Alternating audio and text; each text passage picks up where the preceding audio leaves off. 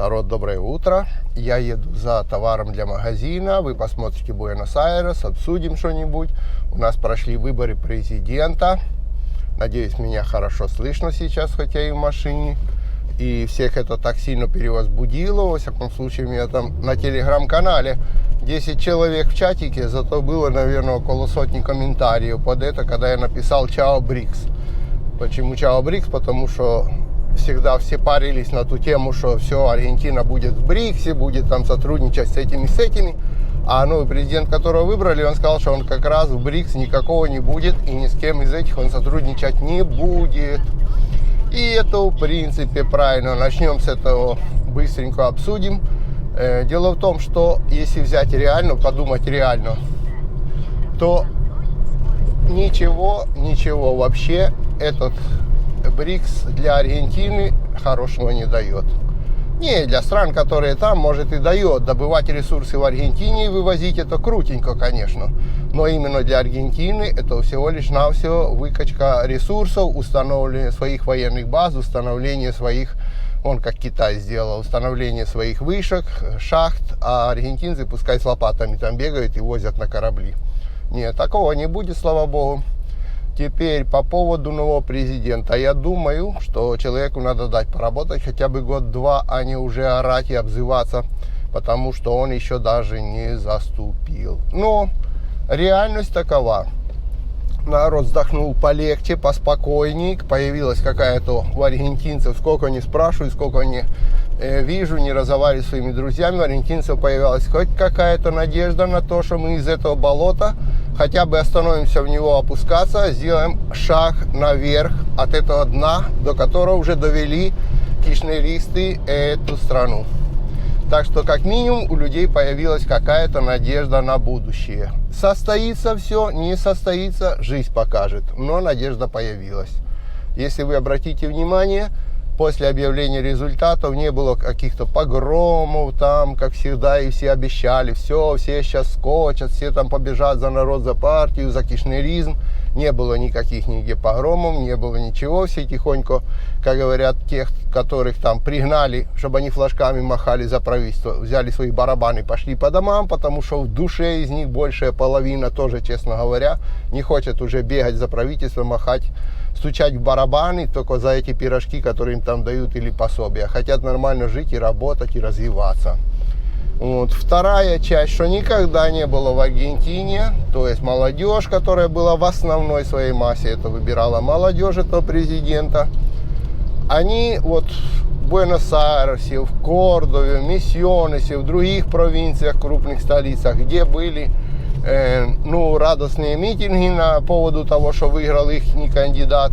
После этих митингов они взяли мешки, поубирали площадя, сказали, это теперь наша страна, и обсирать мы ее не будем. Этого никогда не было в Аргентине после всяких манифестаций.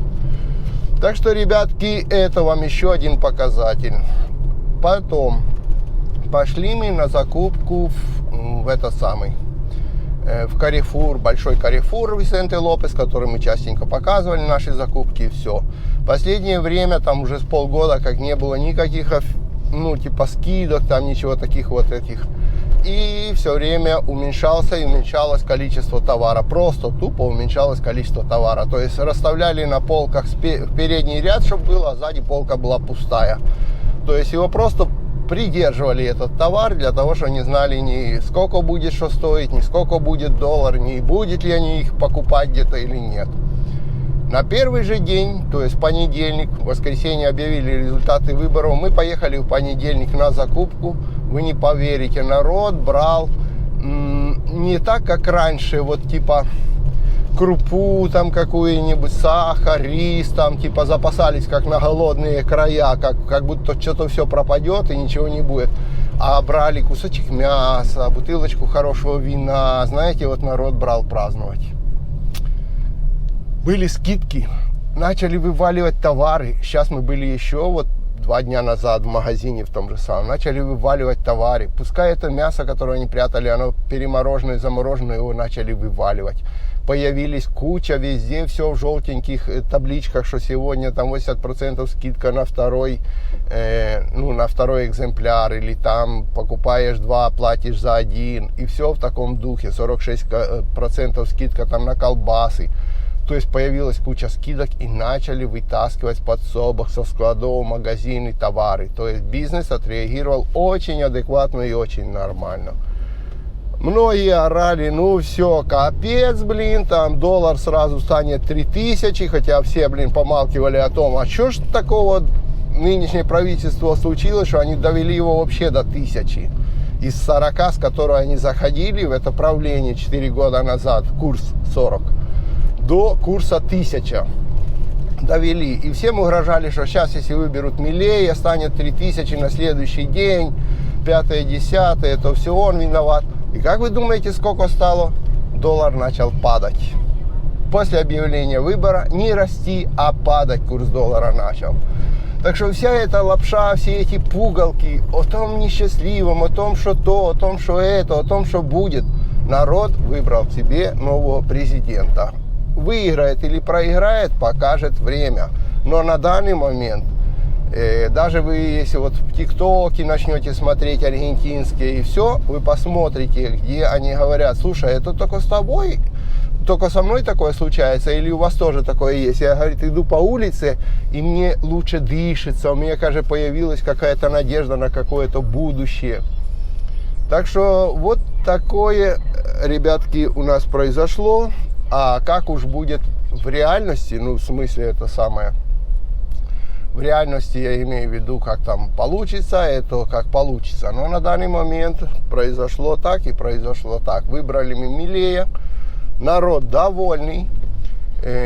По выборах, чтоб там не показывали правительственные сайты, можете поверить, партия, которая правит 20 лет, при всем своем ресурсе, при всей этой грязной кампании, которую она делала, при всей рекламе грязной, как говорят, обсирание кандидата и вкладывание денег в выборы в эти, смогла проиграть настолько, что даже не смогла написать другой результат.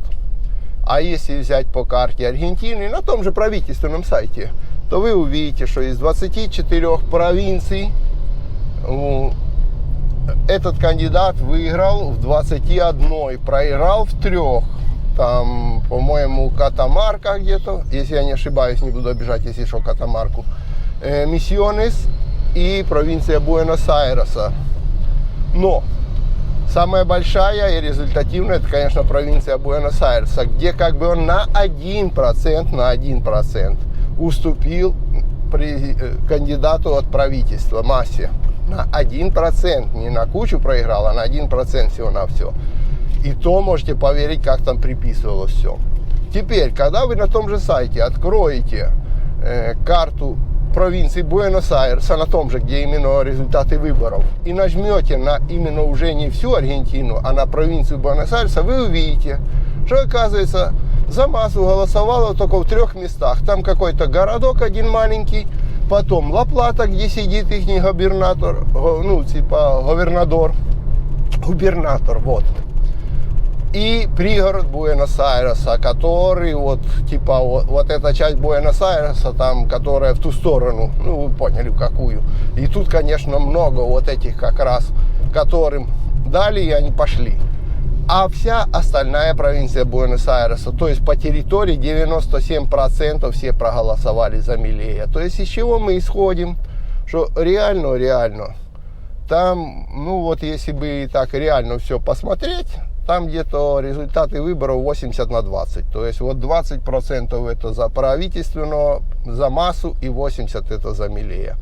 И если Аргентина себе выбрала вот такого президента и провела такие выборы, это ее выбор, и нефиг там сидеть и обсирать там и рассказывать. Потому что, во-первых, человек еще даже не поработал, даже еще ничего там не принял, хотя уже эффект пошел. То есть эффект, они только будут 10 декабря заступать, как бы на эти самые, на свои рабочие места примут присягу, то есть новое правительство, новый президент.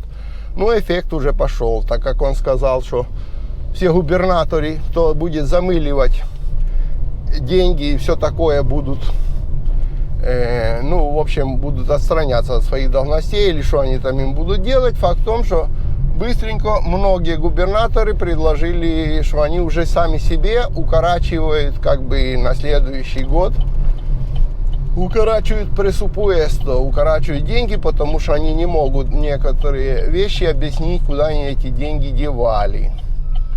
Вот. Это одно из таких интересных вещей. Еще один из принципов, который он заявил, и будет очень хорошо, если он его будет придерживаться, это свобода людей, свободная торговля. И самый главный принцип: внутри закона все и вне закона никто. То есть не в правительстве ты работаешь, где бы ты ни работал, вне закона никто.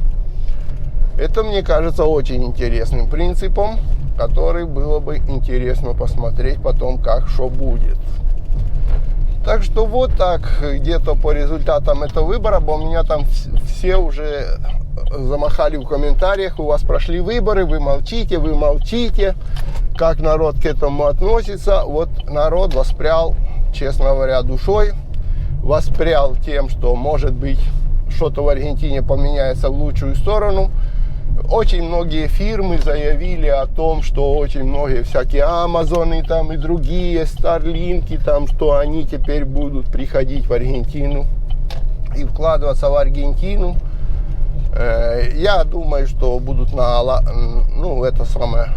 делаться отношения с другими нормальными странами, которые сюда не для выкачки только одних ресурсов будут приходить. Во всяком случае, у народа появился стимул. Некоторые даже вот в ТикТоках, простые люди в ТикТоках, посмотрите, аргентинцы, они говорят: ну все, я возвращаюсь в страну, мне надоело, Европа, фигопа, пришел Милей, я могу вернуться.